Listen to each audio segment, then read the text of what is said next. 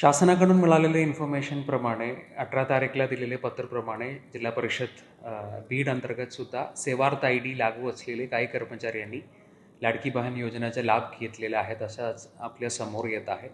त्याच्यावर नागरी आपल्या डिसिप्लिनरी ॲक्शनच्या रूलप्रमाणे लागू होईल, त्यांना नोटीस इश्यू करेल आणि त्यांच्या अगेन्स्ट डिसिप्लिनरी ॲक्शन करणार आहेत.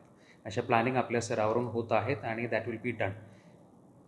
सर, त्या महिला कुठल्या ह्याच्यामधल्या आहेत, काही माहिती मिळालेली आहे? नाही, आपल्याकडे नुसतं लिस्टच आलेले आहेत. लिस्टमध्ये त्याचा शोध आपण सुरू करत आहेत. कन्सर्न HOD मार्फत त्यांना नोटीस देता येईल आणि त्याच्यानंतर पुढील कारवाई करणार. आणि ह्याच्या पुढे सुद्धा आपण लाडकी बहीणच्या गोष्टीमध्ये पात्र करताना सुद्धा त्याच्यामध्ये एकदम स्ट्रिक्टली फॉलो करून त्याच्या बाबतीत आपण दक्षता ठेवणार आहे.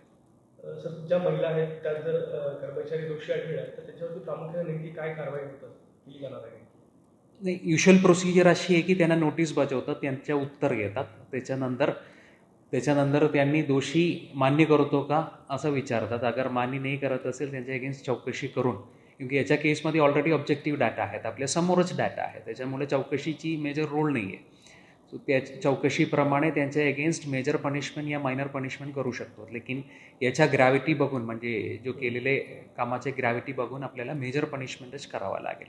मेजर पनिशमेंट म्हणजे त्याच्यामध्ये पगार परमनंटली त्यांच्या वेतनवाढ थांबवू शकतो, 1, 2 या किंवा 3, आणि त्यांच्या मूल वेतनावर आणू शकतो. अशी भरपूर गोष्टी आहेत. ते विचारात घेऊन त्याच्याप्रमाणे आपण चौकशी करून आणि त्याच्या अगेन्स्ट ॲक्शन घेतो.